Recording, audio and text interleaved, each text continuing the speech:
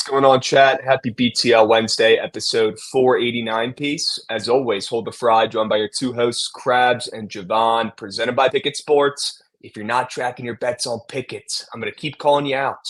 What the hell are you waiting for? All right, go over to Pickett, go download it. It takes 3 seconds. I promise once you do and start using it, you're going to like the way you look. Okay, I guarantee it. Jovan, happy Wednesday. Thanks for holding it down yesterday with Goots, doing that little spaces. Little Dinger Tuesday cards. Rumor has it, Goots, once again, smacked the Dinger Tuesday play. Shocker. Get his ass up here right now. What is he waiting for? Goots, show yourself. Come up here and count your guap, count your guap. Count it. Count it. You own Dinger Tuesday, bro. I might just own it.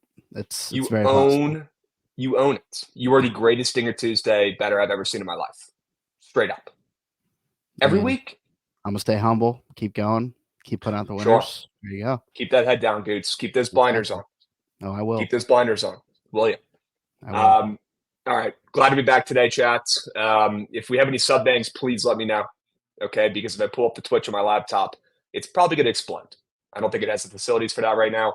I'm just happy I can even see the chat. Jovan, happy Wednesday. The Nats, they've been coming through. They've been playing well. Any comments about hashtag Natitudes before we go over the W recaps? Literally oozing it, Krabs. I'm going to continue. I might be up there with some of the best Nats bettors out there, so I'm going to keep pushing while I can. Only one person on earth thinks of it like that. Okay, I come on here on vacation, okay, to gas up my guy Goots for hitting a Dinger Tuesday play. And we got to take it there, Dave. We got to take it there. Dave's just not locked, man. So not locked. Let me take a breath. Okay.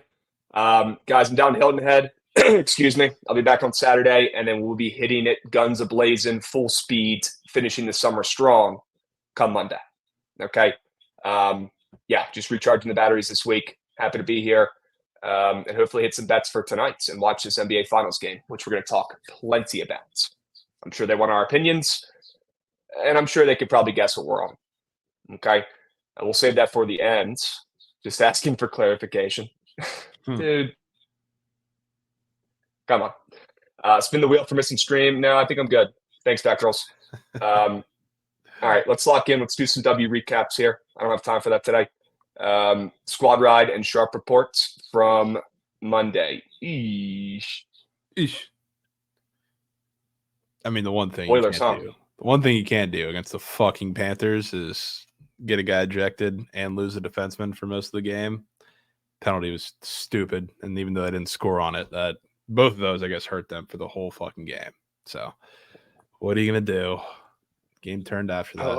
It's GG's. I know what I'm gonna do. I'm not gonna bet on the Oilers ever again. They stink.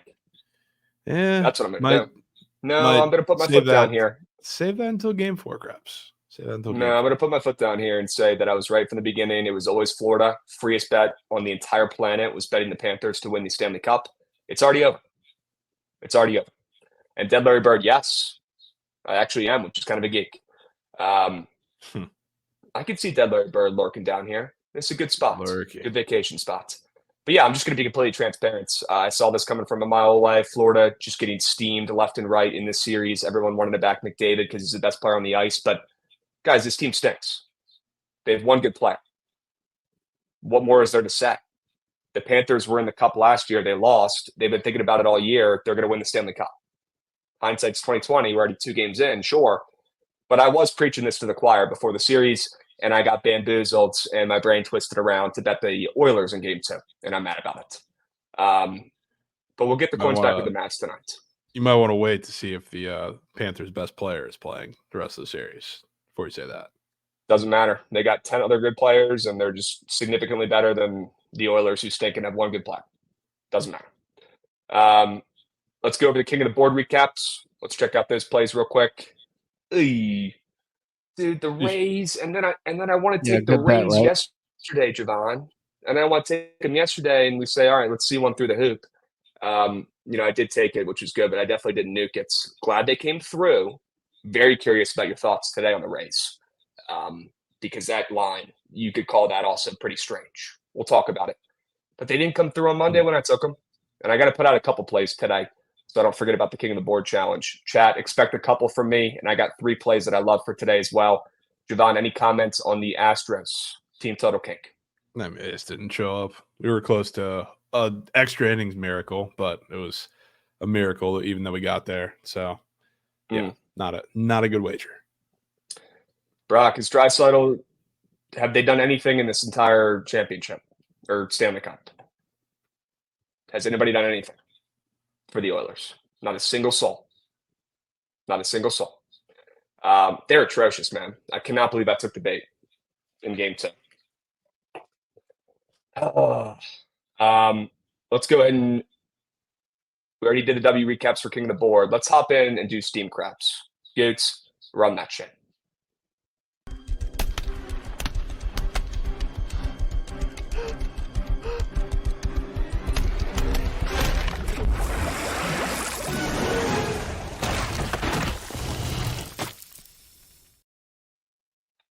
Krabs is awful. Krabs lost me so much money. Went 2-1 yesterday, up coins. I don't know what you were tailing, but I made money. That's on you. Let's talk about Zack Hample and his probably beating John Ross's record on the 40 during the NFL Combine. Record speed, sprinting across the right field section out there, Jovan. We're going to have to go back, rewatch this, and pause it as soon as the camera zooms in just a little bit on the right field section, Jovan, because I want to prove a point here. No, back even further, dudes. Keep going. Keep going. Yeah, all right. Now go forward a little bit. As soon as they start zooming in, right there, pause. You guys see any white T-shirts, starting to make their way towards the right? I don't know if you could see, probably start by the JetBlue sign here. You're going to start to see a gentleman sprint from all the way over there above the JetBlue sign. Goots, go ahead and play it for like 2 seconds. Let's see if we can see him moving a grooving. There he is. You guys see him? Over the wasabi above the sign? wasabi sign. I think he might be in a gray shirt and his buddy's in a white shirt. Yep, there he is. We got eyes on him. Goots got the cursor on him. If you watch this after pointing him out and see how far he ran across the right field stands, I'll be honest, it was honestly pretty impressive. Him getting through all those people. I've never seen something like this before in my life. How did nobody stick their foot out and trip this little goober for sprinting to that home run ball? I know I would have. Jovan, you got to be a little bit impressed at least by his, heart and his ability to get there so quick. And he almost freaking snagged that ball. Yeah. I mean, the instincts are off the charts. That's where you got to give the guy some credit. The instincts, the lab work to be in the general area, but I don't know how we're just not decking him if he's running across my section. See if you can point him out, chat. You can see his little gray body running above the wasabi sign right now. I mean, he's absolutely booking it. Now he's above the Harvard sign, right? He's right there. The ball's about to land. He's already in the vicinity. Him and his buddy in the white shirt, right? That's got to be the guy who runs in front and makes a wall like his security guards. Maybe he's pushing people out of the way. Probably kids too, because that's what Zack Hample would want, right? Get those kids out of the way so I can catch the home run ball. And then Zack Hample just literally a 4.4 40 time. Maybe even less, maybe like a 3.8 or something like that. Look at him book it across. He's above the wasabi sign. The slow motion doesn't do it justice either because it looks like he's just walking, but he is full out sprinting across that section. I'll tell you guys what. I don't think Zack Hample tells people which games he's going to because of people like me would go and ruin his day, right? If anybody ever knows what game Zack Hample is hitting, I would love to just stand next to him and annoy the heck out of him during the entire game and make sure he doesn't get a home run ball the entire time. I would be that guy. I will sign up. I will pay for the tickets. I will pay for travel, whatever I have to do to make sure that scumbag doesn't steal another baseball from a child at a game. Okay? Jovan, I was also thinking about this the other day. You think a guy who's that rich and could retire from a real job so that he can go around the ballparks and act like he's 10 years old and catch home run balls with a glove on and sprint from section to section and try to, take away a cool, shiny moment for the fans who were right there and paid for those tickets so they could catch that home run ball? Wouldn't you think a guy like Zack Hample, who's that rich to be able to retire, who's doing something that could be considered a little bit off or maybe we'll consider a little bit wrong? I know I do. wouldn't you think he'd want to do some like giveaways, or like maybe he catches the home run ball, he says he caught it and gives it to some kid. This guy must have had no friends growing up. This guy must have had nothing good going on in his life. And now he wants to prove a point that he's the greatest to do this, and he's not going to share the wealth with a soul. He's not going to give the ball to a kid after he catches it. He wants to keep it to himself. I feel bad for him, man. I really do. Like, what does he do? He's got nothing else good going on. What does he do? Just go home, put the ball with the other 50,000, and like just what after that? Yeah, that's it. That's literally it. Chat saying he wrote a book. There's no way this guy wrote a book. When are you reading his book? There's no way. Did he get the ball? No, thank goodness, the Duke. Thank goodness. Add it to the wheel. Has to pull a Zack Hample when a home run is hit. Dude, no. How about this? We figure out as a unit what game Zack Hample's going to. He does go to a lot of Orioles games. That's probably what Goots is going to come up here and say. Is he a Baltimore guy, Goots? I don't think so, no. He just – because he's always I think he lives on the East Coast, and I think he likes Camden. I mean, why wouldn't he? Mm-hmm. Yeah. But I'm not sure. YouTuber, I never laid eyes. Anybody watch any of his videos before? Trying to find. Have you guys seen Zack Hample's YouTube vids? Yeah. I've seen some of them, yeah. What does he do?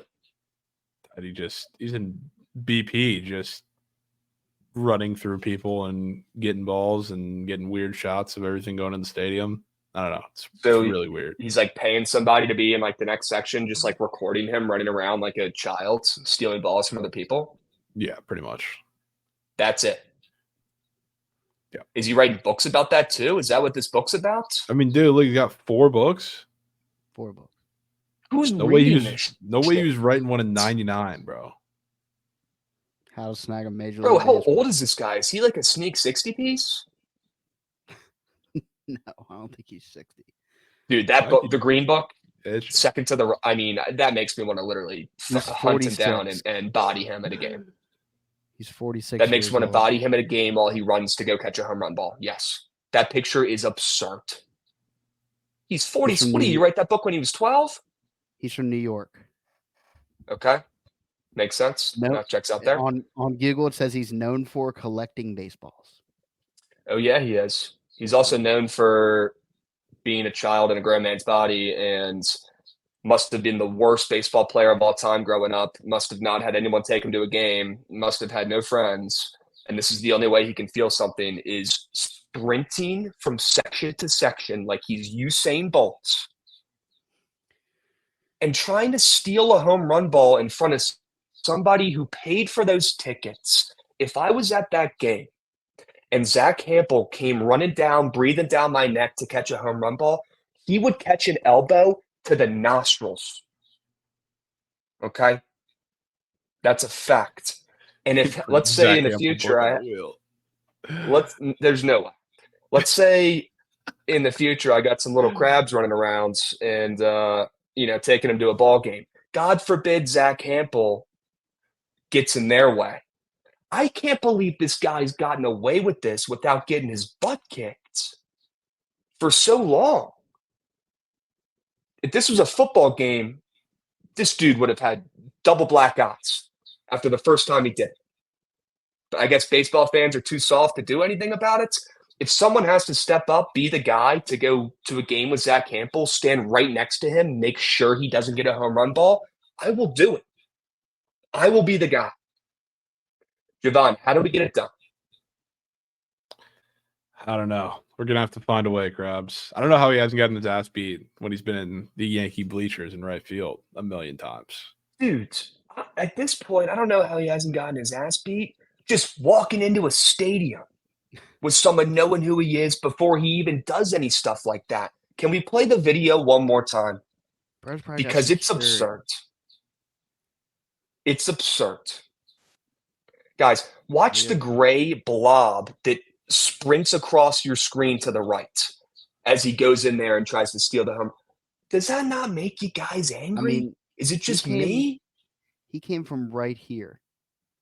Dude, I'm telling you, from above the JetBlue sign, Goots. Yeah. And there he goes. I mean, he is full out sprinting What a loser, man. What a loser. He's on the wheel now, so GG. What is he on the wheel for? You have to read his book and document every chapter. Bro. Dudes, can you do me a favor? Can we ban this guy? Yeah. Seriously. If I had my Twitch up, I would do it myself. Can you just ban him real quick for me? Yep. Yeah. Just ban him real quick for me. I'm done with this shit. Thank you. He's been due for like 3 weeks. Chat, if anybody knows when Zack Hample was going to a game, let me know. God forbid he comes to DC. Oh, I would be there in a heartbeat. I would ruin his life. I'd make videos of him asking him questions. Why do you do it? Why do you feel the need to steal these baseballs from children? Why do you feel the need to acquire things that aren't yours? Who gives him the right to run from section to section like he's the owner of the ballpark, like he's the Commissioner Manfred himself? Who gives him the right? Oh, this guy is the WOAT. He's probably going to be at Camden Yards this Friday. Bro, he's always at Camden Yards. I think Goots is trying to cover up the fact that he might be a Baltimore fan. He's from New York. Why would he be in O's? He's always down here, dude. He's always at Camden. Like once a month. If I see him tonight, I don't know either. I don't know. I mean, maybe. I don't know what I can do, but we'll see. Are you going? Yes, I'll be there. Yeah? W's. Apparently he wiped out a Phillies game a couple years ago. Good. You know, there was another video that made me appreciate Aaron Judge a little bit more as well. Gosh, I wish I put this in the outline, but this could be it. This is him Nope, falling. this is the video of him falling, right? Yep. Oh, I've seen that. No, that wasn't a fall. We've actually talked about this before, Gates, before you ran the back end here on BTL. That was a strategic dive over the chairs, sacrificing his body for a baseball. I'm not kidding. Watch. You could tell. This is a dive. Fell. No. He did not fall. He jumps and dives and grabs onto the thing to put him right down on the ground. That is a dive. He sees the baseball out of the corner of his eye, is running full speed, and to stop his body from running, he literally jumps. Like he's going over a gymnastics routine, like one of those bars where those guys jump super high over it. Literally Zack Hample. Shit's unreal, man. Oh, well, I will say Aaron Judge's best play I saw on my feed the other day, him robbing a home run from Zack Hample. And it made me hate Aaron Judge a little less. I'll give him that. Gosh, man. W Steam Krabs. Yeah, let's move and groove. Let's talk about some plays. Does it not piss you guys off in chat what this dude does at games? Maybe it's just me. Maybe you guys think I'm overreacting. Maybe you think it's just a bit. But this guy really grinds my gears. Zack Hample. Like, I'd legitimately pay money to just have a conversation with him and talk through what happened in his life that has made him want to steal these baseballs from people and not give away a single one to a kid at the game. What's the first thing you do when you catch something at a game? You look around, you see a kid, you toss him the ball. Everybody claps. You're a grown adult. You're a grown-ass man. What does this guy have, a warehouse? A storage unit at this point, Jovan? Of just meaningless, worthless baseballs. Yeah, probably. Oh, all right.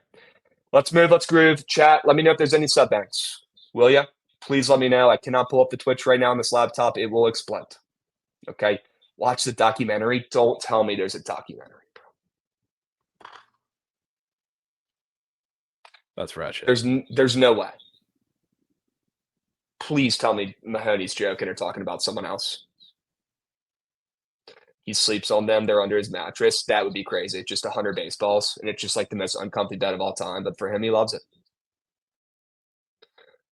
He ran for no second to steal out. Yeah, that's what we literally just played, Brody. Insane. All right. Let's talk about some plays for today. Let's talk about some winners for today as Goots pulls up the actual documentary that's on here. There's no way. Jovan, if this guy has a doc, I guess Watch anybody party? can get a doc. Watch party, Krabs? Watch party.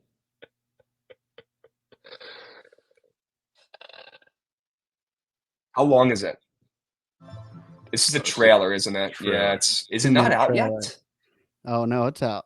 This is just the website for it, or this is his website. Dude, fuck that shot. Fuck that shot just to start. I'm out, man. Get this off my. He's got merch, screen, bro. Get it off. He's got merch. What was the first shot? Get it off my screen. He's looking like he's a fucking outfielder in the World Series, man. He's standing in the stands in right field. Stadium. All right, maybe the punishment. Somebody tell me how the documentary is. You have to buy his merch. Buy his merch. Buy Zack Hample's merch. No. 5-bomb Mazer. I'm just gonna say it. We got a 5U subby. Let's go, boys. Let's go, boys. Mazers. Sure we can. 100% on Rotten Tomatoes. Somebody tell me how long the doc is so I can figure out if I want to put this on the wheel or not. We're not buying his merch. I am not supporting that guy with a dime of my own money. And that's straight up. 95 minutes. Okay. Put on the wheel. You have to watch the documentary. An hour and a half is crazy. I think you have to buy his merch. Danny, I will. Okay. You have to watch the documentary, and you should have to watch it on stream. Okay. Yeah, watch the documentary on a stream. The whole thing. Put that on the wheel.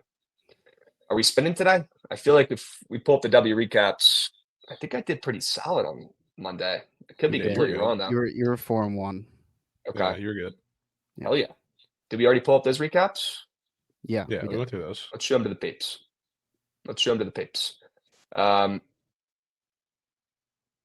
Gosh, some weird chats. Okay, just catching up here. Weird chats. W's. I want a Krabs review the doc. Dave, we'll have to do on I know Trent wants to do a 24-hour stream soon. I think maybe that would be the perfect time. Yeah, that might be. To watch that. That might be with the people. Watch that with the people. Put the volume up a little bit. Yep. Watch the doc at 4 a.m. and just talk about it, learn, right? See what makes this guy tick, see what makes this guy be the reason. That famous quote from The Office when Michael Scott looks at Toby, the guy he hates, and goes, "Why are you the way that you are?" Right? It's the famous thing he always says to him, every season. He's like, "Why are you the way that you are, man?" That's just what I want to ask him. Why are you? Maybe they talk about it on the doc. Maybe they do. I don't know. Put that on the wheel. All right. W recaps here. Jovan, not your best work, but 2 and 3. You were due for 1. You've been really hot in the last 2 weeks and very consistent, so you get a pass. Okay. Yeah, let's do. You get a pass. Salvi, sure. All right. Let's pull up that damn wheel and spin it real quick. I mean, at the very least, he doesn't use a glove. Yes, he does. First off, he uses a glove. Oh, he is first team all glove user. Yep. He uses the glove more than most. What are we He might not have had it there. He might not have had it there because he was aerodynamic and sprinting through sections like he was John Ross running a 40, right? But he brings the glove to a game. Yeah. Oh yeah, he does. Okay. He brings Paw's mitt. He brings Paw's mitt to the game damn near every time. 9 times out of 10, you could say. 9 times out of 10. Chat, get me in a stadium with Zack Hample, and I promise you I will get you the best content you've ever seen at a baseball game, and I will not physically harm the guy. You know I'm not a bad guy. I would never do anything like that. But will I get up in his face and roast him and make videos? I'm very passionate about this, chat. Yes, I would. I would get up in his face. I would embarrass him. I will ruin this guy on the internet. Chat, get me in a stadium with him. That'd be hilarious. Figure it out. Figure out what game he's going to. Okay? You don't got to pay me shit. I'll pay for the travel. Let me know the next time he's in the DMV. I don't care if I have to drive to Philly. Give me a 2-hour warning. I'll get it done. Buy his bobblehead and get it signed at a game. Phils, that's too far, man. That's a great punishment, but that's too far.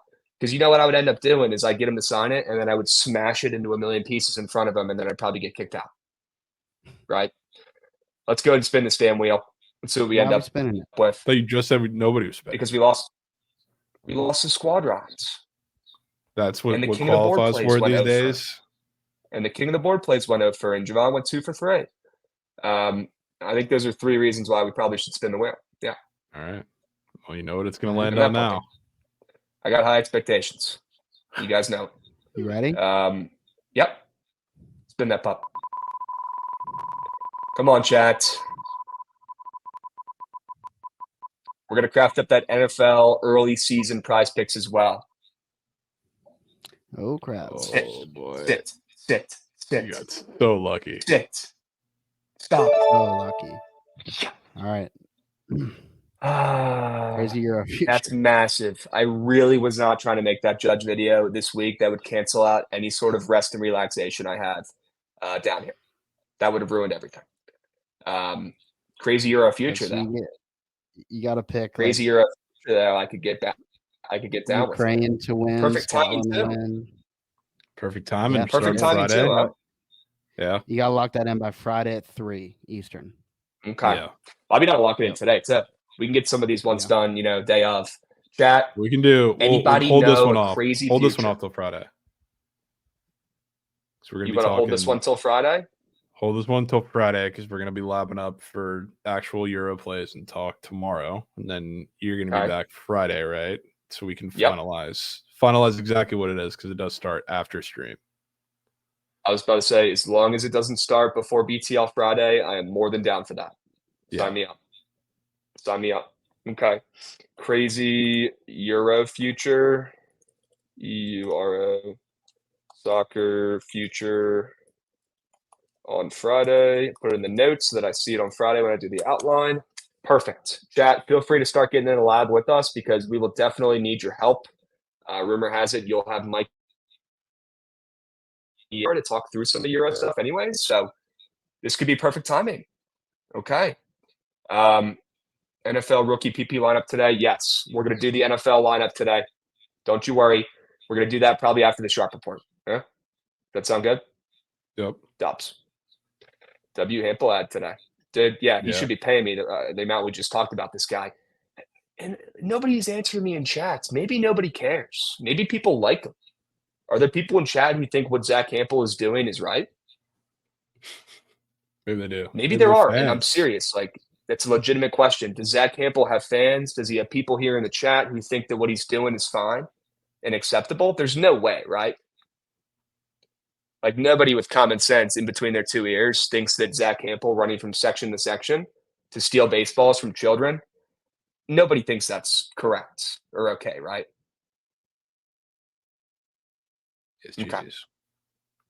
Okay. He'll be in from stadium soon. Yeah, I would love to get involved. If I got to send some emails to the MLB with some videos, I feel like maybe that could help speed it up, right? Maybe I attach some of these videos we've talked about on BTL, even just clip the segments. I feel like that might be able to do enough if the people I'm sending it to have some common sense. All right. Yeah. Pip's saying it's time. I agree. Yeah, his biggest fan is Wiley. Yeah, Wiley probably is a big Tom Hample fan. I feel like they could be related. Okay. On that note, let's groove. Jovan, let's go over the Sharp report for today. I'm pretty excited about some plays. I hope you are as well. And we've got a couple plays that are in the same game, which I like to see too. Can I get it started off in Baltimore, picking us up right where we left off, talking about Hample being at Goots' HQ more often than not. Let's talk about the O's game. All right, under today. Jovan, you've got to play in the Orioles game too. This is perfect, so we'll talk about it. And I like the O's. I'm with you. They're catching some steam. They got Povich up on the bump with that 10 ERA, although he's only had, 1 or 2 starts. So that 10 ERA doesn't really mean anything to me. Ullenbach, who's got, the 80 ERA with 0 sample size, that also doesn't matter to me one bit. You look at these two teams, you think of offense, you think of runs, but then you actually look at what these two teams have been doing. I mean, the Braves have been on its slides. They've lost 4 games in a row, right? The O's, they're winning games, but they're not doing it by putting up 10 runs a game. Sure, they put up a 9 spot against your Rays. I'm sorry.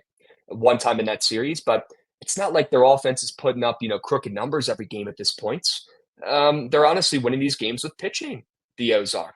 And I'm seeing this total drop from the original 9.5 down to 8.5 now in most places. I like it in at under 9, and I'm in love with it. All it's going to take is one of these 2 young arms to do their jobs. The Braves offense, sure, they have a high hard hit percentage right now, but every other statistical category, they're in the top, they're 20 plus or 25 plus out of the 32 teams in MLBs.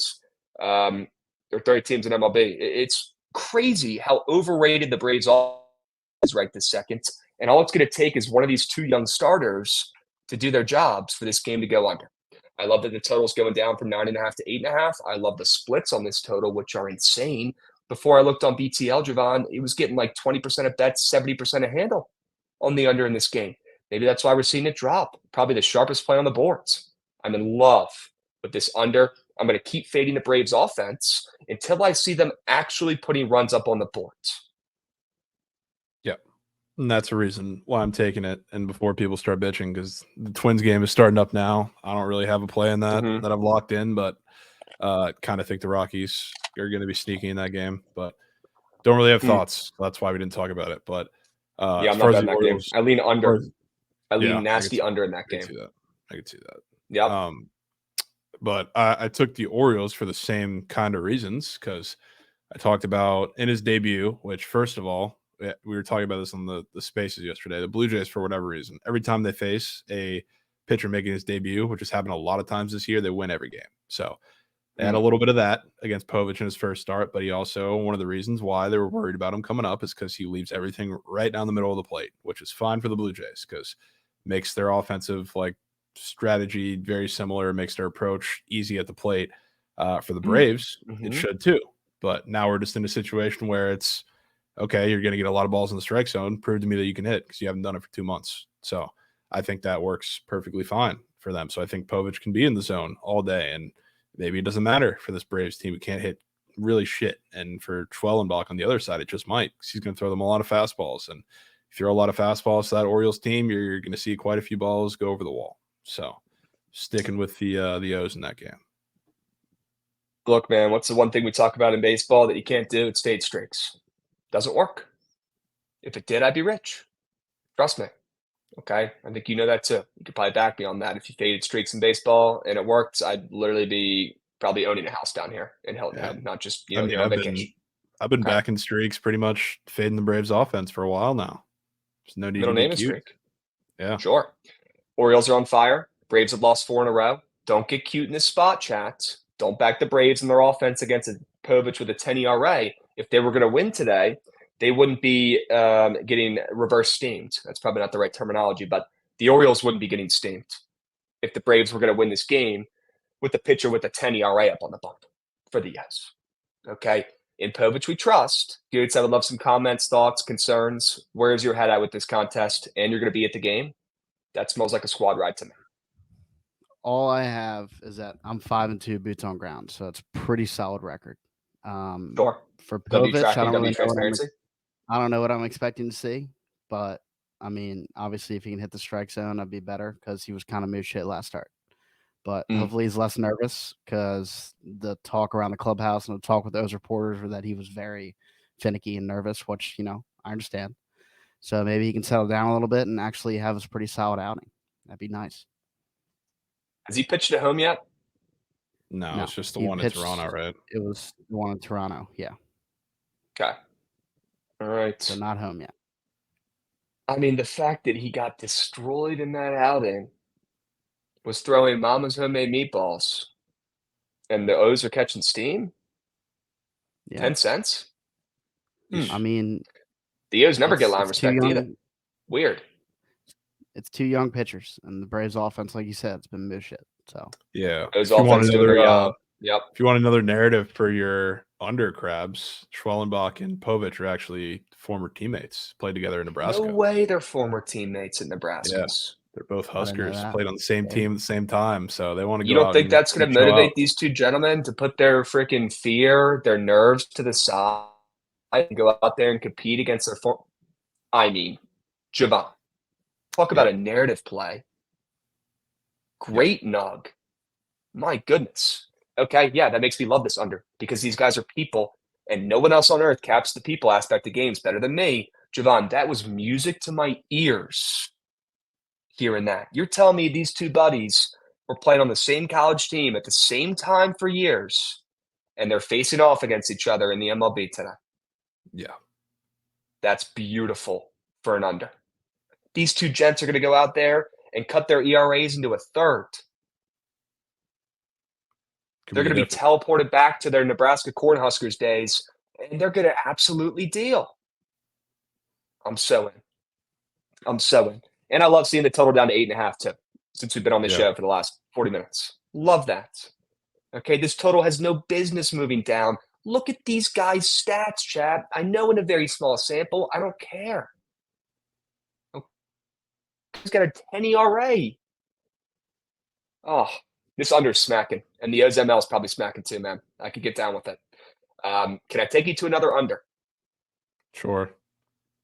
Dubs. How about the Nats? And how about Jake Irvin? I swear, man, what did these odds makers think Jake Irvin is doing up there on the bump? Do they think he's the worst pitcher in baseball? Do they think this guy's just the biggest joke, clown show of them all? Like, do they think this guy is not legit one bit? Do they think Jake Irvin is just a flash in the pan? Do these people not watch Jake Irvin up there on the bump be probably the biggest competitor on the Nationals team? This guy curses himself out into his glove when he gets through the 5th inning of a game and gives up 1 walk, 0 runs. This dude is a freak up here, and that is why he's found so much success. Not because he throws 100 miles an hour, but because he's smart, he's a baseball guy, and he is the best competitor on that Nationals team. He just continues to get disrespected on the lines. I mean, his prize pick squares today are making it seem like he's worse than his opponent, Reese Olson, who gave up, 15 hits in that last game and 10 runs? They're at the same fantasy score, Jovan. Yeah. And Jake Irvin is coming off of back-to-back 40 pieces. I don't get it. Make it make sense to me. The amount of disrespect on this guy, the odds makers are too, checking their data and their models, and they're not looking at the actual human aspect of this kid pitching. He is a dog. He is an alpha up there on the bump. Has anybody in chat watched Jake Irvin pitch? Because it's a joy. I'd recommend it tonight. I really would. With Jovan having the Nats ML up there as well, I think he'd probably back me here. I do. Jake Irvin, man. He's going to pitch well, just like he's been doing. He's going to pitch well. I've been backing him, and I will continue doing so because, like you said, the books have been disrespecting him for a while. The Nats are one of those teams where, they get disrespected pretty much every time they step on the field, whether they're playing the Braves or playing the Tigers, just like yesterday. Yeah. So I stick to whatever my guns are in those games, and it's going back to the Nats ML again. So I do like your under. I think Jake Irvin is probably going to do a bulk of that because seems like another tricky spot for a pitcher against the Nationals. Same type system that I've been playing. He's a guy who heavily relies on his slider period, but especially against lefties. All the lefties in the Nationals lineup are really good at elevating that, which is great against a pretty high ground ball rate guy and Reese Olson, but also just hitting off them in general, which is why they've done that against every off-speed pitcher they've faced for the last month. So I'm going to keep going to it. Good. You should keep going to it. Jake Irvin, man, we've talked about it, Jovan. The more he gets disrespected on prize picks, the better the guy does. The more disrespected the Nats get, the better he goes out there and pitches. This kid's a freak. Nats are getting a hint of respect. They've moved, I don't know, the line's moved 10 cents their way, but I mean, this team opening up plus 115 is a joke. It's an absolute joke against Reese Olson, who's coming off of probably the worst start I've ever seen in the MLB. Respectfully. I mean, that was the worst start ever. Right? I don't know. That Daniel Lynch start the other day was bad. That Daniel Lynch start was bad. That was bad. Was he's the one who threw it right down the cock vein to Aaron Judge? No, he was the one. They won the game eventually, but it was the one where he started off 8 runs. 7 runs in the first inning. Yeah. Oh, yeah. And then the Mariners came back, and there was a crazy comeback in that game. Sure. Yeah. Okay. Yeah, the Nats at plus 105 is hysterical to me. Do people not watch this team? They probably don't. You think the odds makers are watching the Nats? You think the people going in, checking these lines after the model out, after the, thousands of simulations, these fucking mega computers for the books spew out the lines, and then the people come in who are seasoned vets and tinker them. You think these guys are watching the Nats? No chance. They just continue to get disrespected. And they've won 4 games in a row. Don't let them get hot. It might be too late. They're 1 game out of the wild cards, and they're winning again today. They win 4-2 in a gross nail biter. Jovan, this game soared over yesterday. Didn't soar over, but went over yesterday, 5-4. Okay, 9 total runs. The total was at 8. And now we're seeing with worse pitchers, the total is lower. The total is lower after Reese Olson had the worst start in MLB history in his last outing. Make that make sense for me because I can't. Yeah. God, this is a nasty play that I love. Nasty play that I love. I'm talking about that under in Washington, Detroit. Can we talk about Eddie?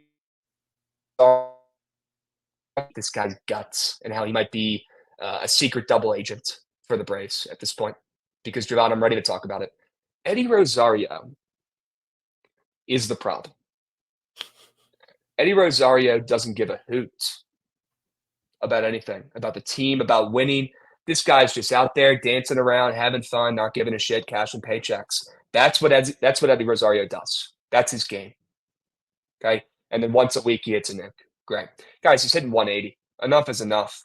Cut him.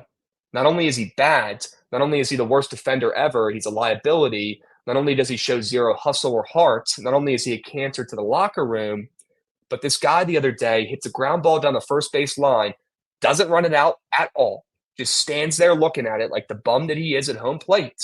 And after the game, when the Nats media asked him about it, he was given sass, and he said, "Oh, I thought it was foul. Sometimes that happens. That's baseball."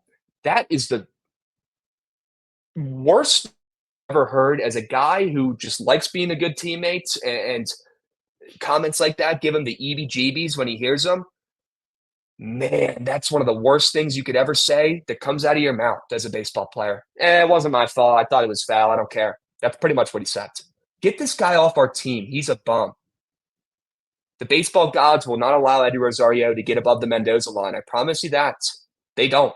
Okay, they're sick pups. Jovan, I'm going to keep fading Eddie Rosario, and the fact that I could take this 1.5 hits, runs, RBIs, and not just fade his total bases, I love because I like the under in the game. Okay, he's not scoring a run. He's not going to hustle to fucking score a run, that's for sure. I don't got to worry about that. I hope they cut him. I hope this is a push. I hope this square doesn't even count, and they cut him before the game. I do. But they won't because he's David Martinez's butt buddy. Makes no sense. Yeah, I mean, that could be a W play from you, Krabs, because you want to know who happens to be the second worst slider hitter in the league against the pitchers, throws them majority of the time. Yeah, give me some reasons why this makes sense baseball-wise and not just me hating his guts. Yeah, well, the only hitter that I'm seeing that is worse against a slider is Javi Baez. And that's not even average. He might be the worst hitter ever. Yeah, if we're talking average-wise, he is right there at the bottom with everybody because he is hitting 0.34 against sliders this season. -7 run value, which is crazy. So he's probably going to see a shit ton of them today. So he's not the guy that I would be excited about from the Nats. Tell me why you're excited about the Nats ML today and why you're putting respect on them, putting them back on your card. Yeah, everybody outside of Eddie Rosario, I'm still a little excited for. I'm with you on the under. Like, I don't think it's a similar read to like yesterday, even though that game did go over. I think Jake Irvin throws a shutout today. Yeah, I mean, I think Jake Irvin absolutely deals against this Tigers lineup and helps to be in a pretty good pitcher's park as well. But Reese Olson, I think it's going to be tough. And, they used a good bit of the bullpen yesterday, even though they used like bulk guy Brisky for a little bit. So it's not exactly the same. So I do think I'm sticking to the system. A lot of off speed to lefties, not named Eddie Rosario. That's usually been a problem. And even if it's not run production wise, they always worse the pitch count like they did with Kenta Maeda yesterday.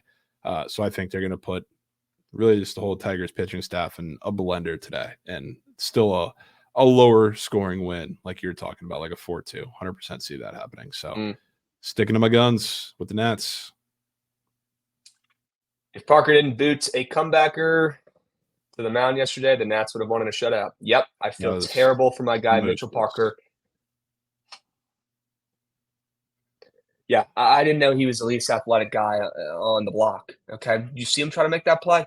Bless his heart. I was watching. Bless his heart. Wretched when that happened. That was brutal. Mitchell Parker, I mean, you could have had another shutout, the first pitcher in Nationals history to have his first 10 starts, giving up 3 or less earned runs, better than Strasburg. This guy is literally a gift from the baseball gods that we've been so due for and blessed by his presence. We don't even understand we're in the presence of greatness right now with Mitchell Parker. He was so close to another gem.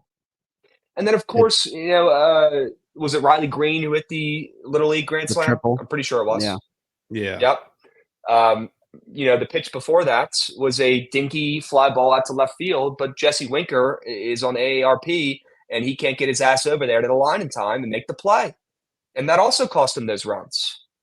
Oh. Well, that error gave up those 3 runs. They weren't earned. So technically he pitched a shutout. Yeah. I know, but that's so cheesy because it was him. Yeah, it was unearned because of his error. Yeah, that's the crazy part. Yeah. In the stat sheet, Goots, 1,000%, but it's tough to say that was his best outing after he tossed that Turk. Now, you could say there was multiple times he could have gotten out of that inning, right? Yeah. And I'm still just so impressed with this kid who was a nobody. Nobody's even spoken about Mitchell Parker, not even in the Nats org or Nats Twitter the last 2 or 3 years. This guy had a 10 ERA in AAA last year. 10. Who made the call to call him up? Who made the call to bring Jake Irvin up 2 years ago when we called it? Jovan, I swear to God, when they called Jake Irvin up 2 years ago, I didn't even know who he was. Yeah, I remember that. I had no clue. And I was like, who is this guy? We have 6 dudes who are ahead of him in the pecking order. Who's making the call? Well, the guy's probably our best starter right now. He's about to have his ERA below a 3 after today's start. He's insane. He's the most underrated pitcher in baseball. Put some respect on these guys' names, Chad, and just wait till we actually call up our good position players next year, and just wait till we go out in the market and grab an arm or two, a veteran. We might not even need to at this point with the amount of production we're getting out of these young starters. It makes no sense. It's unbelievable. When's Patty off the books? They even need – yeah, Patty's off the books next year. We don't even need Josiah Gray anymore. We don't need him. By the way, he got rocked in single A the other day. He might just suck. He might just be bad, Krabs. We might have had the greatest trade of all time with the get back we got from Soto, right? With all those young, great players. I mean, it's literally going to give us half our starting roster for the next decade. But I will say the Dodgers fleeced us. They got us. Yeah. Keibert Ruiz and Josiah Gray. I mean, the 2 fakest good players out there. Straight up. And we gave Trey Turner and Max Scherzer. That's a fair comp, right? Yeah, geez. Yeah, I wish we could go back in time and make that not happen. Okay. Jovan, any more Nats ML comments, thoughts, concerns, any more Nats gas to get the juices flowing? No, I slurped them enough. Don't need any more. I figured. But they deserve it. I also want to talk about the Sonny Gray square before it gets taken off the board, if it's still even up. Okay, maybe we do a little quick double check here in chat. Let me know if the square is still up. I don't want to look right now. My laptop's going to explode. But Sonny Gray, less than 1.5 walks allowed, is probably my favorite square of the month. I want that on record. God, no surge today. What the fuck? Guys, look at this square. Jovan, it's minus 125 to the less than on the books, which is weird as shit. He had 4 last game. He had 3 the game before. The weirdest part is he's facing the patient, try saying that 3 times fast. He's facing the patient Pirates who like taking walks. This is the weirdest square I've seen in a month up on the boards. And I swear all these weird squares always involve this mob right here. They always involve this little weasel, Sonny Gray. And today I cannot resist, Jovan. I'm taking the less than 1.5 walks allowed. And Chad, if you're not, you might as well just stop watching BTL. Why are you here? Why are you here if you're not taking this square? Straight up. Square is crazy. Why are you here watching this chat if you are not taking this square? W Pega. Guys, I want an answer. Somebody give me a rebuttal. Why are you in this chat watching this show if you're not going to take this nasty square? If you're watching BTL, we're almost at episode 500. If I haven't trained your brains at least minimally to believe in me enough at this point to tell you that this square right here is hitting, stop watching, please, because you're the problem. Stop watching, okay? I'm here to fade Krabs PLL squares. Rita, you would pay good money to be up here and have people say that to you, man, and get that feeling. You'd pay good money for it, bro. Feels good. Krabs did deliver means I'm doing something right. His last square. Means I'm doing something right. What are y'all's thoughts on Abrams? Is he hurt or something? No, he just thinks he's Barry Bonds. Sorry, Austin. I know you've asked this like 7 times in chat. That's on me. I keep forgetting to bring it up. Am I worried about his steals? Yes. Okay, I am worried about his steals. He's Barry Bonds. Train our brains. We ain't your bitch. Take us to dinner first. King Dre, it's a good thing, my man. Remember? Because I'm good at betting and I'm good at prize picks and I'm trying to teach you guys right from wrong and help you guys win more. Remember, I'm on your team. Okay, I'm not training you up like you work for me. Okay, I'm trying to help you guys make money. Here for Steam, Krabs, and Zack Hample. Hey, WASM. Hope you're doing well. Guys, can we pull up that Sonny Gray square one more time and then I'll move on? I want to hear Jovan squares. But I need to emphasize this. This is my favorite square this month, and if you're not taking it, stop watching the show. Jovan, I want to hear about your 2 prize pick squares because those are hitting too. Tell me about them. Sure. Which one is first? I don't even know. Not PJ.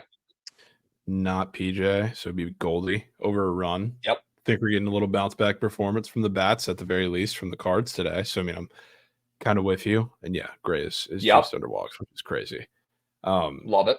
But Goldie, I wanted to pick somebody against Bailey Falter because other than the Dodgers start, he's actually been pretty decent over the last handful of starts. But it started to come, I don't know, to terms with the fact that he's just really bad against lineups that are chock full of righties. And it's exactly what the Cardinals could be today. I assume that's what they're going to make their lineup. And even regardless, like if you look at the top of that lineup, they all match up really, really well. So I think the Cardinals are scoring runs early and often. They didn't score until the Gorman home run in the 9th yesterday. And obviously they got mowed over by Skeens. Now I think you're going to get more offense from them in this game. I was a little surprised, honestly, to see total 8 because really it hasn't mattered who's pitching on the mound for really anybody against Sonny Gray as of late. We've seen bad pitchers with some 7.5 totals. So against the Pirates offense of all of them, I think that's pretty strange, I guess, to say. So I'm expecting runs in this game. And I think Goldie is the guy who matches up the best against Bailey Falter. And, you know, Juice does look a little odd, but he's the lefty killer that's in there for a reason. He also sold a bunch of people yesterday when they were trying to get runs. So could only be the get back today. So he's crossing the plate. How often have you even seen a Paul Goldschmidt run square up this season? I feel like I haven't seen one all year. I've seen it a couple times, and it usually ends pretty well. So, I mean, especially the fact that it's up now after, they got Skeensed yesterday and scored 1 run. I'm getting involved. Sorry, dude. I'm geeking at our guy Primer in chat right now, talking about him trying to get contrarian last night. And he sent me a slip of a prize picks entry. Primer, I don't know if these are contrarian. I think you were just taking nasty squares. Maybe more just like fade the public or taking squares that don't make sense. I feel like the word contrarian, people don't understand what it means or they use it a little bit wrong. But these are definitely nasty squares. He took Paul Skeens less than fantasy score. That didn't hit. And he took Asia Wilson less than 27.5 points, and she hooked over. Ooh, that stinks. I feel like that's just fading goats for no reason. Yeah. Contrarian, there's a difference between fading the public or fading, things that make sense. Well, I guess that kind of is almost contrarian. Taking things that don't make sense would be considered contrarian, right? But it's not just taking, good players less than, right? That doesn't mean contrarian. That's just fading the public. Does that make sense to you guys? I feel like I don't emphasize that enough either, though. And people really don't understand what the word contrarian means. They just think it means betting nasty. Maybe I need to do a better job of explaining that. USA playing Brazil today, Krabs. What are we taking? Is that soccer? Yeah. I'll take Brazil. What are the odds on that? Take a -1.5, bro. They're going to win. It's probably going to be 3-0. Maybe you know what I've noticed? 3-1. Yeah, I mean, the U.S. team stinks. They're so overrated. But, I want to root for them. But you're getting everyone's, best stuff when they're playing against Team USA. Right? Like the game Colombia against USA, a couple nights ago, I believe, or a couple days ago, when Colombia beat us 3-1, I think, or 3-0, maybe even. 3-0. No, it was 5-1. Yeah. Is that what it ended? Oh God, I turned it off because it was so bad. But I know we reek. But do you guys understand that we are the Yankees of the world soccer? We're not even good, but everyone wants to beat us because of the rep that we are, right? And everyone wants to beat the Team USA. You know what I mean? That's the coolest thing to do. You tell your grandkids about it. Oh, I beat Team USA. the absolute powerhouse, right? Dynasty sports country. We're literally the Yankees because we also stink too. We're not even good. We have maybe a good player too. Pulisic, is he even playing? I don't even fucking know. Yeah. But we're getting everyone's best. Everyone wants to beat our guts. They want to destroy Team USA. It just means more for these other countries, especially countries like, I feel like Colombia. You could tell that was their Super Bowl in that game. Now, I'm not saying Team USA was better than Colombia. They're probably better at soccer. Let's not kid ourselves here. But, I mean, resources-wise, money-wise, training-wise, no excuses why they're better than us.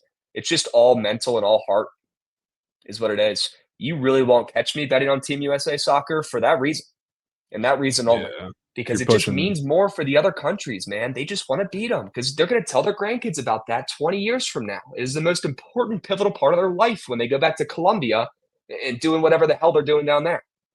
You know what I mean? Yeah, and Brazil's putting like their attacking lineup out there to get ready for the Copa. So I mean, the USA backline's going to get destroyed. If you're pushing USA plus 550, don't, because you might as well give that to a homeless person. I don't know if USA is going to score in this game. Brazil's probably dropping 3 minimum, so probably keep it at that.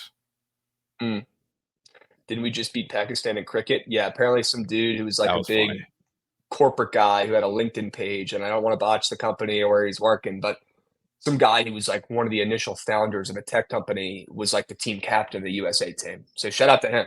Very cool. That's Brazil 2-piece. I mean, sure, why not get the juice down? Brazil's a lay piece today. They ain't losing. Can I get some odds? I guess we got them up on the board right here. Minus 230. But what if they draw? They draw them. No, they're winning.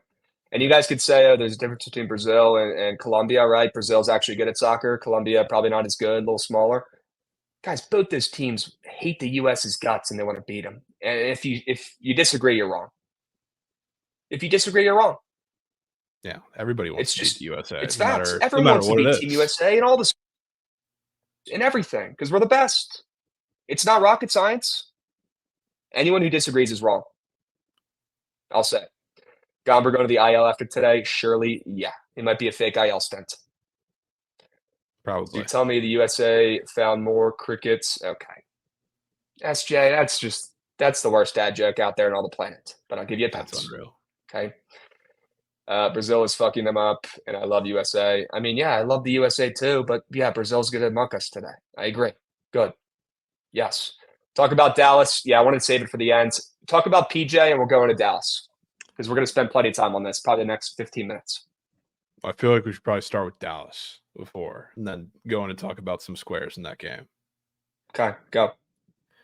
Yeah, so down 2-0 at home. They're going to come back, hobbled, if at all. Porzingis is playing. They did start to find something with and without him towards the end of game 2. That was kind of working. They're putting more PNR action in there, which is exactly what I've kind of been waiting to see the entirety of the game from them offensively, the entirety of both games. And that's when they started forcing the Celtics to switch. And if Porzingis is playing and hobbled, I can guarantee you he's going to be the target for that.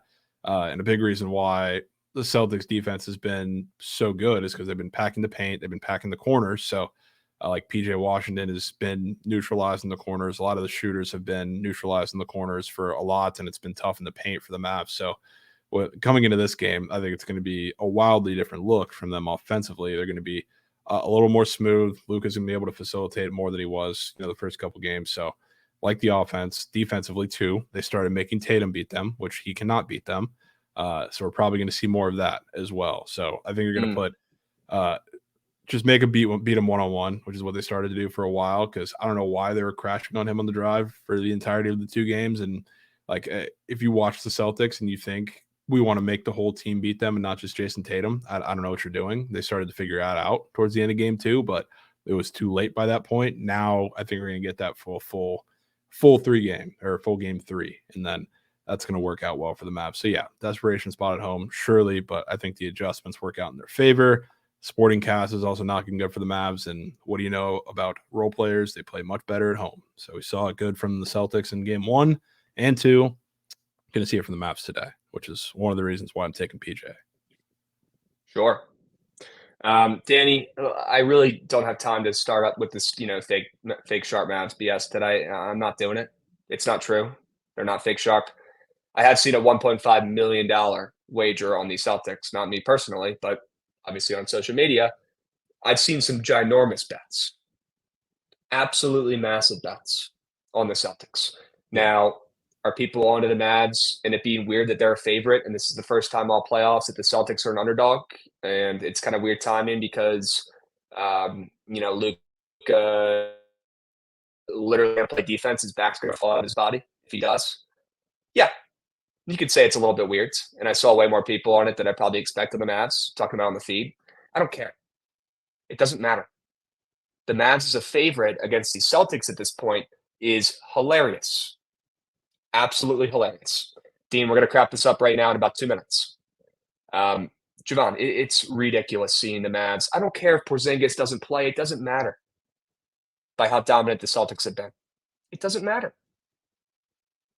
The fact that the Mavs are a favorite after how bad they've looked in these first 2 games and how much the Celtics have just dominated this series, both offensively and defensively, and how bad Kyrie has looked and how hurt Luka is. There's so many factors. Oh, my goodness. Yeah, and I mean, I'm really asinine. It's ridiculous they're favorites. I'm hoping Porzingis plays, not just for the fact of the line, but he's good.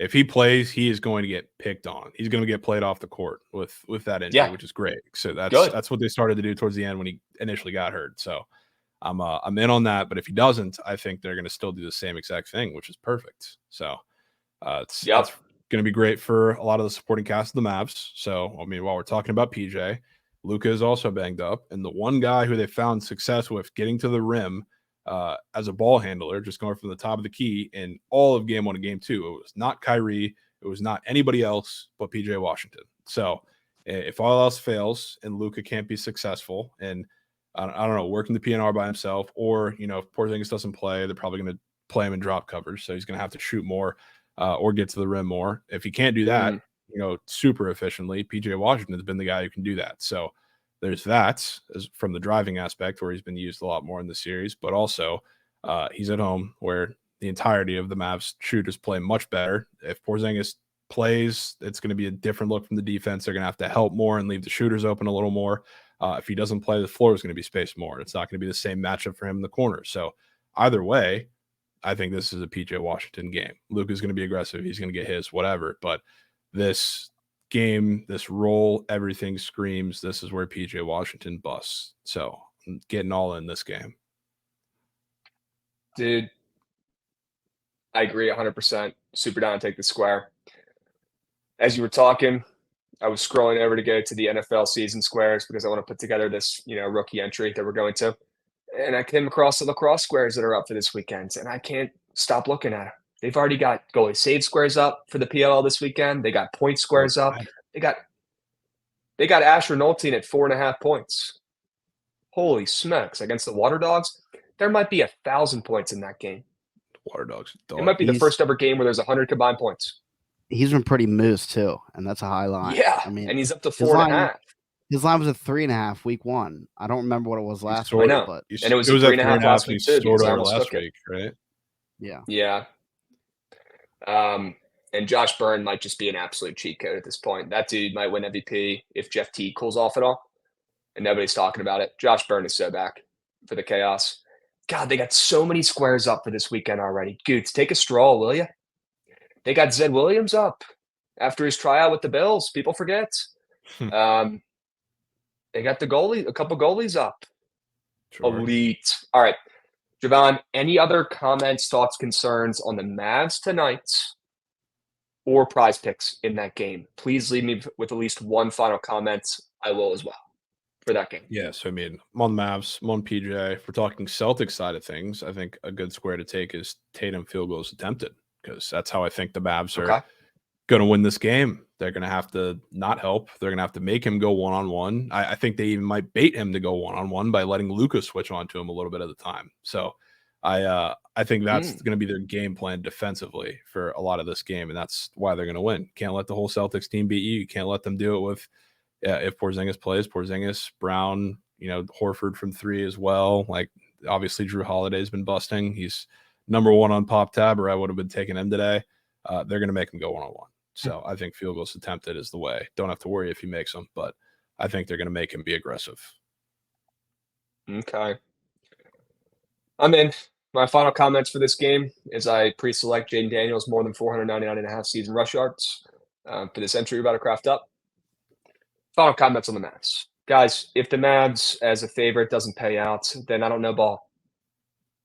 If the Mavs as a favorite after the first 2 games of the series doesn't pay out, everything I believe in, everything I stand for means nothing.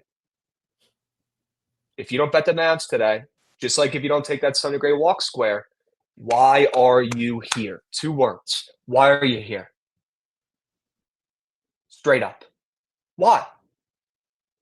You see the Mavs up on the board right here? You see us work our butt off to fucking give you guys plays every single day? We got the same play right up here in the NBA Finals Game 3. You're not going to take the Mavs? Why are you here? We'll meet you guys at the cash counter when they win outright by 10. We'll bet. Let's lock in. Let's look at these NFL season squares, Jovan.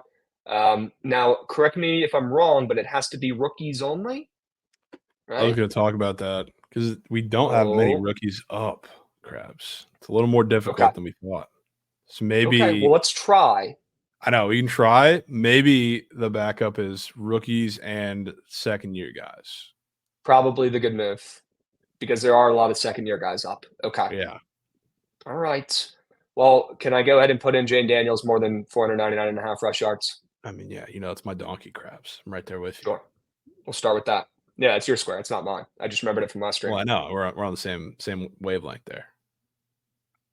Dude, with how bad our offensive line is, and they're not addressing it one bit, it's almost like they like it. It's almost like they want the O-line to be bad so they can see what this kid's got with his legs. I don't know. It makes no sense. How do we do all this work? Make all these changes, Jovan. Bring in Hall of Famer Bobby Wagner. You change the culture. You bring in winners. You bring in guys who care. You take it 99% of the way, Jovan, and they can't get a freaking offensive line? They've got the second most money available. What are they waiting for? Yeah. Go out and buy guys. You got coins. I would love to know a reason why, because I've been thinking about this for the last 2 weeks. Why are we not getting O-linemen right now? Maybe the O-line is sneaky goods. I don't know. I know we drafted a guy from TCU. He's probably going to start day 1 off the rip. I like him. I do. Maybe they're sneaky better than we think. If they are, we are in business because we have a lot of money to play with too, not just for this offseason, but next. Yeah. But our O-line right now is mid shit on paper. And you know what I think, Krabs? You know what I think? Why you haven't heard about the offensive line? Because they know Jaden Daniels, the second he gets under pressure, is going to run. Maybe they want that. Yeah, like they don't hate it. It's not obviously they don't want him to be killed and running for his life too much back there, but but let's not treat him like I'm with you. And we're going to move on after this, but I'm going to leave it with one more comment. If they treat him like some teams treat their QBs where they're made out of glass, or if they treat him like Steven Strasburg's rookie contract where he legally was not allowed to sprint to first base because they were worried he would get hurt, I'm out. Let the kid play. If he gets hurt, then he's not meant to be here in the league for, the long haul. Do not change the game plan or stunt his potential or utilize the best part of him, which is his legs, just because you're worried about him getting hurt. Okay, Lamar Jackson, if they treated him like that, the Ravens would be way worse. Let him run free. Trust. That guy bounces off people. He's made of fucking metal. It makes no sense. If Jaden Daniels isn't like that, then we're in trouble already. Might as well see if he is. They better not stunt him or limit him on the ground, I swear. I swear, man. Because then why even draft him? Yeah, pretty much. All right. Pretty much. Let's move. We got Jaden Daniels on the boards. Any other rookies even up there, Jovan, that you even want to talk through or consider? I mean, there's a couple that were catching my eye. I'm a big A.D. Mitchell fan. I did see him up there. Okay. I'm a stock buyer, or will be a stock buyer, and pretty much everybody in the AFC South, not named the Texans. And he was, I think he's the better wide receiver out of Texas coming. I'm not an Xavier Worthy fan. I think you know that. I think Kat might know that by this point. But A.D. Mitchell in that offense with a healthy AR could be the difference. That's system. I was literally thinking last night I want to buy stock in the Colts this year when nobody wants to or least expects it. Although we're hearing a little too much Anthony Richardson slurpage on the feed, but maybe that's just me. Yeah. I mean, the difference is, or not the difference, but why I'm willing to just look past it is the fact that CJ Stroud plays in that division. So I'm good. Okay. You're tired of the CJ Stroud love, huh? I'm not tired of the CJ Stroud love. I love CJ Stroud and the Texans, but it's a system play. Corp division winner, it's going to be them after the season they had last year. Everybody's looking like it as of right now. To the roof. Yeah. It's looking like it as of right now. I love the Colts, love the Jags. Are you thinking we keep it simple with AD Mitchell and we just take his receiving yards, or are you trying to get cute and take his tutties? It might just be receiving yards. I like the tutties too. There's just a lot of, as far as touchdown goes, like that, it gets really weird. Who knows how they're going to use them? Yeah, especially if like AR is healthy. I mean, there's probably going to be more rushing touchdowns than obviously like last year they had in that system. When Kyler Murray effect. Gardner Minshew was running it. Yeah, so I mean it's a little tougher, but yeah, I like the yards personally. Okay, all right, let's put that puppy in there for now. I'm down to buy stock in AD Mitchell. Any other receivers you wanted to target? I would not mind putting some less thans in this pup. Who'd you be thinking, Krabs? Well, let me just throw out some names. We got Marvin sitting at 10.25.5 receiving yards. Let's see if there's any other rookie receivers up. There's got to be a couple. Malik Neighbors. Malik is up. See, I don't know if I want to fade him. I'll be honest with you. Keon Coleman. Keon Coleman, I wouldn't mind fading. I would be down to fade Keon Coleman.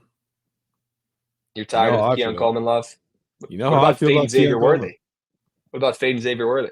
See, the problem with that is, like, I think he has yards and like a flat touchdown up. Like, he's going to get like a couple bombs. He's just not going to be consistent in that, which is the problem. But Keon Coleman, on the other hand, if you want to fade him, I am all ears, Krabs. Yeah, I don't want to fade Lads. I don't want to fade Brian Thomas or Brock Bowers. I'm just throwing out the rookies that I'm seeing. Xavier Legette, I wouldn't mind fading, but maybe we don't take a less than for Carolina. I mean, their stock is probably as low as it's going to get. Yeah, okay. I'm down to put Keon Coleman in there for now. Less than. What are we thinking? Yards or TDs? I was kind of thinking TDs. You want to diversify and take his TDs here? Sure. Maybe diversify. We've got some yards in there. Yeah. All right. And just like you said, I could see Josh Allen, who needs to prove to the world that it's not just Stephon Diggs and that he could do this himself and that the Bills are not a bust, could see him get more active with his feet on the goal line as well this upcoming season. Also, just fading, a Bills receiver who's going to be playing up there in that weather for the first time in his career. I'm so in. Who knows how locked in Keon Coleman's going to be. Not saying I don't like him. I'm not saying I do like him. I think he's kind of annoying. I don't know how locked in he is. We'll see if his game translates to the NFL, right? I feel like he was honestly only drafted to make the Bills seem like they actually had a pulse and were human beings and not just, an absolute NFL factory. All those clips that came out of him cracking jokes in front of, the old white dude sitting around the table acting like he was literally, Jerry Seinfeld, the funniest guy on earth. Those made me uncomfortable. I'm not going to lie. Yeah. They did a little bit. I didn't really understand those. I feel like they drafted him just for those. The dude's a goofball, and I'm down to fade. Keon Coleman, less than 4.5 receiving tutties. What did you think he was going to be at? I don't know. I didn't really have like a thought. It's just more like a lot of the reason why I don't really care for Keon Coleman too much, just in general, is because he's a contested catch merchant against like a lot of smaller defenders. Like if you look at his highlight reel, that's literally all it is. If you've watched him in FSU or in college, like he doesn't get the greatest separation. Every time he has like a highlight reel play, it's a crazy catch against a much smaller defender. If you're going into the end zone or if you're in the red zone, what do you think they're going to do for a guy, especially like in a depleted wide receiving core? That's really all he does. So like that's what I was kind of thinking there. So I think goal line is going to be, I think this year for the Bills, maybe not a hot take, but a lot of the tight ends, a lot of Josh Allen, maybe some Curtis Samuel gadget plays, stuff like that. Do we have some Malik subbies? Let me know. Chat, keep me updated with those subbies, will you? I don't have it pulled up. Keon Coleman is so mid besides game 1. Look at his stats. What? A lot of big DBs in this league, Jovan. Yeah, there are. There are. He's going to be a fantasy breakout. Yeah, he's not a rookie, though. What about Bo Nix? I don't know what to do with Bo Nix, dude. Really don't. I wouldn't mind taking Bo Nix less than 16.5 passing tutties. I wouldn't mind taking JJ McCarthy less than 18.5 season passing tutties. I have a feeling Bo Nix is going to be good randomly. Okay. Yeah, I'm a little scared of that because it's also like I think what Bo Nix does is just based on how much they believe in him. It's not like whether he's going to be actually good or not. Because at the same time too, like it's not like they're facing a gauntlet of a schedule either. It's like, what do you got to go through the Raiders defense and the Chargers defense 4 times? So I don't know. Fantasy football this year is going to be electric. Yeah, Malik, we got some tricks up our sleeve this year, man. Really excited about it. We're going to have an absolute time. All right, well, I'm trying to find one more less than square, ideally. Would be really cool to make this a 4-piece with 2 more thans, 2 less thans, but I also don't want to force. Maybe there's just not that many up, and I really don't want to fade Caleb Williams. Yeah, I really don't either. Could just sack up and put Lamar under in here. Could take Marshawn Lloyd, the only rookie running back up. Marshawn Lloyd. We got a couple rookie running backs up. Are there a couple up? There's Lloyd, there's Blake Corum, and there's Trey Benson. Jonathan Brooks. Is he up too? Yeah. Yeah, I see Jonathan Brooks now. There's a couple.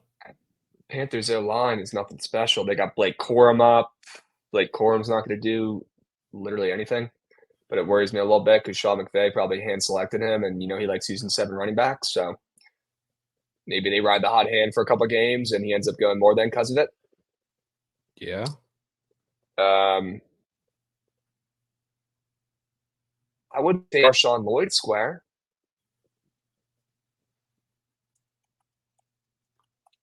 What do you think? I mean, it's probably not a bad idea. It's tough, like in a healthy backfield, to think about it because Josh Jacobs, they brought him in to be a workhorse. They said that, but we also know Josh Jacobs is made of glass. So, like, if he's out for a couple weeks, that's probably green just in that span. You would think, but the Packers make it difficult. No surge stream today, Holy Howitzer, so we're not really in a rush. But yes, we are trying to wrap this up. I don't want to force it. God, I really want to keep this rookie only. I don't know why I care, but I feel like adding one more. Non-rookie would just make this kind of meaningless. I kind of wanted to put in, another rookie if we could, even if we have to force or cut this to just a 3-piece. Samir White, Brock Bowers. Yeah. Brock Bowers, no thanks. Not fading him. Brian Thomas, I don't want to fade him either, bro. Yeah, this is the problem that I ran into when I'm looking at the board, Krabs. It feels like it's a reach to get to more than a couple guys as far as the rookies go. I mean, you really think Xavier Worthy's catching 5 touchdowns? I mean, yeah, he might.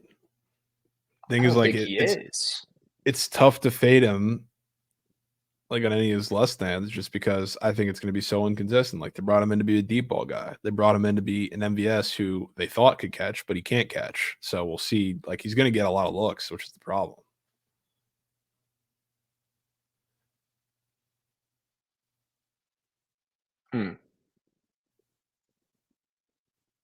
I don't know, man. And Marvin Harrison only being at 5.5 season receiving touchdowns. Like, why don't we take his less than? That should be at 7.5. Fade Marvin, man. Okay, next. I don't want to fade Malik Neighbors. I think he's a freak.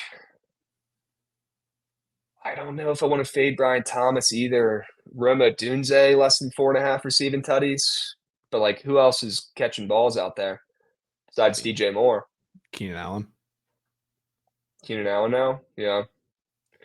Keenan Allen's a touchdown machine, too. I feel like we're forcing Krabs. I feel like we have to put some second-year guys. But then why do we put on the wheel that it's going to be a rookie entry? Well, we put it on there, I think, before the board was kind of final. So they've added stuff since then. I feel like we say it had to be a 4-man? No. We could just do a 3-piece. It could be as many pieces as you want. Yeah. Could be a 3-piece, Bob. Could be. That'll play. I think I'd rather do a 3-piece Bob instead of putting a second year in there, because then, like, the whole point of us doing this was nothing. Okay. I can respect that. I'm fine with that. Would you be cool with keeping it simple, not forcing, not putting a fourth guyserman in there, and just keeping it a 3-piece? Yeah. Word. Let's do that. Right now we got Jaden Daniels, more than 499.5 rush yards. We've got A.D. Mitchell, more than 649.5 receiving yards. And we've got Keon Coleman, less than 4.5 receiving touchdowns. 3-man winners pay. W. Allen, giving his input from the YouTubes. Love to see it. I don't want to fade Ladd either. I feel like he could be the next just breakout player for no reason.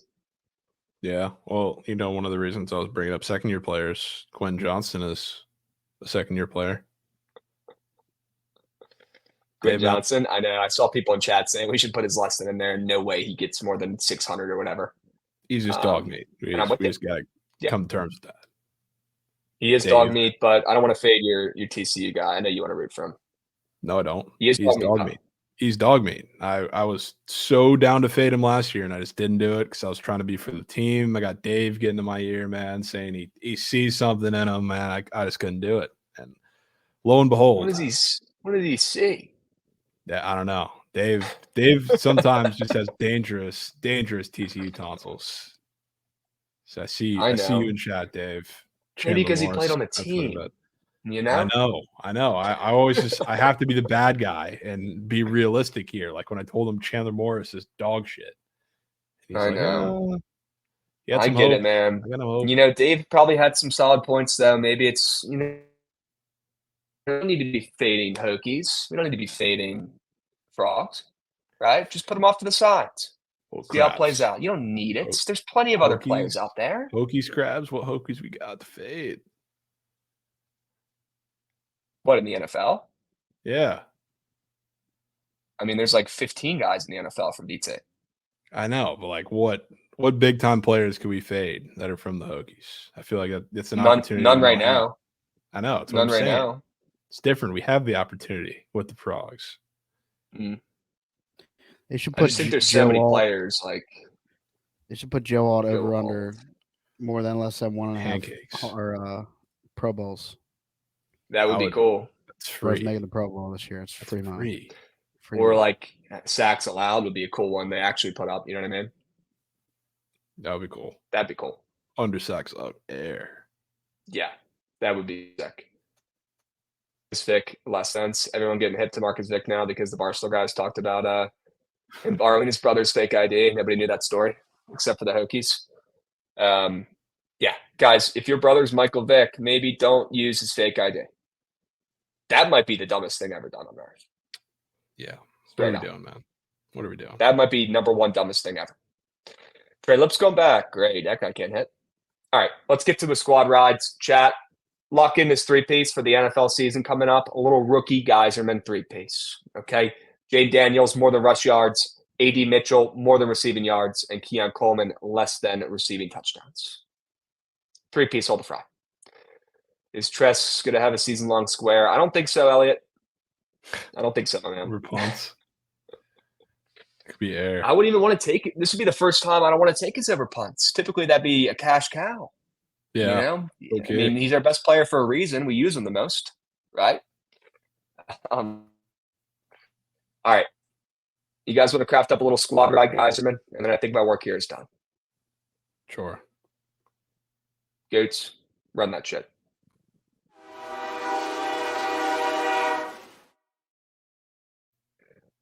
All right, chat. Lock in. Drop your favorite plays. I want to see them. All right. That would be crazy if they had his average punts on there, Square. That would be sick, Chaka. That'd be cool. Let's lock in here. Let's put our favorite plays in the squad ride vote to give the people a chance. Okay. Guys, give Trent a break. He was at the airport for 10 hours yesterday. Give him a break. We'll be back tomorrow. Okay. I want to put the O's in there. I think I like that in your sell job and your angle more than my under, but damn, I like that under too. Maybe we get what do you think? Goots tiebreaker? Maybe we need a Goots tiebreaker, but do we fade what Goots says as the tiebreaker since he's how does that work? Bless his heart. But he is a fan of the team. As you can tell, yes. Sure. Is that a new one? I think it's new. It's fresh. Rotation. I like it. Yeah. Yep. If I want to be like sharp here, not biased, I do like that under. I liked Krabs sell jobs on that. There you go. But I wouldn't mind just going straight through ML. I mean, if it goes under, do you think that's better for the O's or better for the Braves? I think the Braves win, the game goes over. Orioles win, the game goes under. Then might as well just put the ML in there because it's to each their own. It's the same. Yeah, I think there's more ways the under can hit potentially than just the O's winning. But yeah. And also, Jovan, you didn't answer. Are we fading Goots talking about his team, or are we trusting? I think we trust today. You think we trust today? I will say boots on ground, locking in under ain't fun. But no, but remember, this isn't fun. This is making money. Exactly. Good. Let's lock in that under. Okay. It's probably at 8.5 now, huh? Yeah, I think so. Okay. Chat, as soon as you try to have fun sports betting, that's when you lose every single dollar you have in your bank account. Remember? That's how it works, unfortunately. You have to take the no fun bets, and that's how you win. Right? Yep. Nats or Nats under? What are we thinking? Speaking of no fun bets. Yeah. You have a preference between those two? I mean, I have a preference of the Nats, but I like both those plays too. Maybe you All right, why don't we go Nats ML for this one? Yeah, I was gonna say you got the under in the Orioles game. I'll get the Nats ML in that game. I'm in. Sign me up. Okay. Are we putting the Navs on? Yeah. Okay. Now, I wouldn't even mind keeping it to a big 3. Yeah, what was up with that tweet? Did you make that yourself? I have to ask. Did not make that. To ask. Found that on Someone Twitter. else made that? You found that? Someone else made that. Yep. No way someone else made that. There's literally one of those for every single team. There's one of those for every team. Okay. Well, I saw that and I was like, Jovan, what the? Well, the Reds lost. So the Reds bed was, on a little 24-hour break. Somebody else had to step in. Yeah. Sure. An attitude. Yeah. It's the Valley Masterclass. Yeah, probably. I like Tampa again today. Jovan, comments, thoughts, concerns?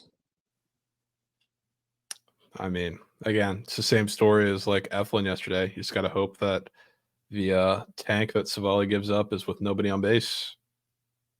And yeah, red sheets from the laundry. That's insane, Chaco. Insane. I don't know why I find that funny, bro. I don't know why I find it so funny. And also, yeah, the Reds can Ligma after how that game played out yesterday. So yeah, it was a boost game. That was the only loser of the day yesterday for me. Brutal. Can we run through the board real quick? No, can't. Sorry, my man. Let's move. Let's groove. Jovan, any other plays you want to put in the squad rides? Or do you want to just roll with this big 3?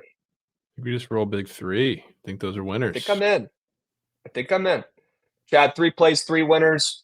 Get ready. Lock in. Keep the blinders on. Do me a favor. Click the right button. And don't just pick the play that's on national TV. Don't just pick the play that's in the NBA championship. Pick the play that had the best sell job. Pick the play that had the best backing, the best thoughts, the best angles, the best splits. Pick the sharpest play on the boards, not just the most fun one.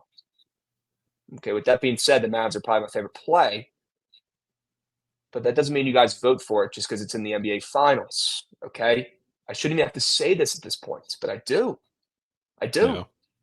I have to remind you guys to do your jobs and click the right button and not just a fun nationally televised game. I shouldn't have to do it, but I do. Jovan, what are you voting for? I vote for the Mavs. Still my favorite play, but not significantly more than the others. Good. This is a good big three here. You got to get the full collection. Yeah, I'm a 7XL. I'm going to make you pay an extra $20 for the fabric. 7X. I've really put on some weight this week at vacation. Let's fucking go. 10 units, unresponsible bet tonight. Attaboy Primer. That was minus 500. Primer, bless your heart, man. Bless your heart. Primer, what'd you get on the SATs? Wild question. I want to know. What'd you get on the SATs, Primer? I want to know. I want to know how biased you are in this game, or just how smart you are. Live and die, Dallas-Fort Wayne. So rude. You didn't take it? Primer. Crazy. Gosh, man, that's also an all-time fantasy football punishment as well. And yeah, I was a big ACT guy too, but all-time fantasy football punishment is making your buddy go take the ACT. That's tough. And it's a Nats ML. Wow. Okay. Here come all the guys who I didn't ask, giving their scores because they want to be smart and impressed. Guys, I don't care. Remember, I didn't ask you. I asked Primer. All right, W's. I think I'm ready to move on and go hit the beach. I think I need to go make myself a drink, a cocktail, and get active for the day. Jovan, it's going to be the Nats. Hashtag Natitude. And I don't have any problems with it. Honestly, the fact that the chat did not pick the Mavs makes me more confident in them even more. W's. Okay. We locked in the three-piece NFL rookie prize picks season-long entry. If you guys didn't tell that, we will post that on the Bookit BTL. Okay, we got the sharp report. We'll get some king of the board plays out there today.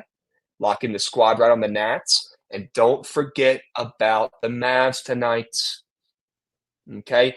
The way chat's acting, it's almost like the Mavs have no chance. Once again, they're too popular. They're not good. It makes too much sense. I'm liking what I'm seeing in chat about the Mavs. Okay? W's. Mahoney, thank you for bringing up the Zack Hample documentary. That's ridiculous. At some point, we will watch it on the 24-hour stream. Good. Goots, Jovan. Did I get that wrong? Was it Keon's TDs, not his yards? Yeah, TDs. Okay, that's my fault. I'll switch that. Okay. Sure. Ben, I'll take a peep at the board, but I'm on vacation. I don't know if I'm going to get to it, my man. For the first time in 2 years, I'm unplugging, and it feels good. Okay. How's the golf game coming? Actually played pretty solid yesterday, Wags Locks. Played a pretty tough course down here, Atlantic Dunes, and had a really good time doing it. Okay. Broke 100. W's. Jovan, appreciate you holding it down. Okay. Goots, you as well, as always, my goats. All right, gents. I'll catch you guys again on Friday. You going to be all right with me tomorrow? Without me tomorrow? Just maybe. I think we're going to be getting in the lab for some of the Euros tomorrow before they start Friday. All right. No W gatekeeping. All right. I want to get some of those soccer plays in, and then we'll lock in that future, the nasty, crazy, wild, disgusting soccer future on Friday for BTL. Okay. W's. Chat, we'll catch you guys. All right. I appreciate you stopping by. Like I said, if you're not tailing the plays, why do you watch? Okay. So lock them in. We'll meet you at the cash counter. Jovan, great work. We'll be seeing boys. Peace.